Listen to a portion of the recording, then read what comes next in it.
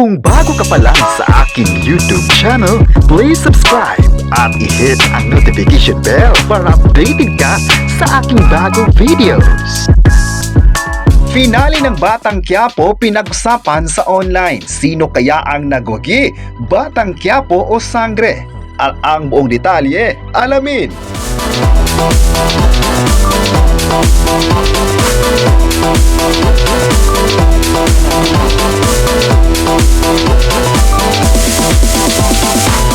Inaasahan ng mataas ang ratings ng finale episode ng FPG's Batang Quiapo noong March 13, 2026. Pero overall, hindi gaanong mataas ang viewership ng araw na iyon mula hapon hanggang gabi. Sa prime time, ang 24 oras ay 11%, ang Frontline Pilipinas ay 1.2% at ang TV Patrol ay 4.2%. Ang finale episode ng Batang Quiapo ay 10.2%, ang Sangre naman ay naka 9.1% at ang Totoy Bato naman ay 0.8% lamang. Ang Never Say Die ay 6.7% at ang Roja na nagtapos din ng gabing yon ay 4.9%.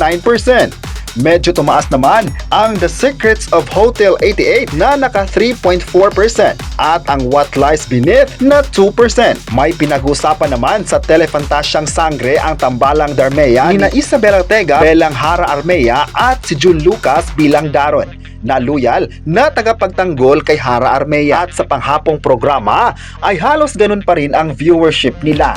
Sa tatlong afternoon drama ng Jimmy 7, nangunguna pa rin ang Hating Kapatid. Nagdiwang bilang isang pamilya si Coco Martin at ang FPG's Batang Quiapo team para sama-samang panuorin ang finale episode noong nakaraang Friday the 13th. Ayon pa ng Primetime King sa panayam ng TV Patrol, sobra na siyang proud sa Batang Quiapo. Nagpapasalamat siya sa lahat ng mga Pilipino. Binuhos down lang ang lahat ng lakas at pagmamahal at binigay sa kanila yung best para sa show na ito. Dahil yun din naman ang deserve ng mga manonood. Ang pasabog ng finale ay sabay-sabay tinutukan ng 748,001 concurrent online viewers sa YouTube. Hitik sa aksyon at emosyonal na komprontasyon ang episode, tampok ang huling laban ni Tanggol na ginagampanan ni Coco Martin sa mortal niyang kaaway na si Rigor na ginagampanan naman ni John Estrada.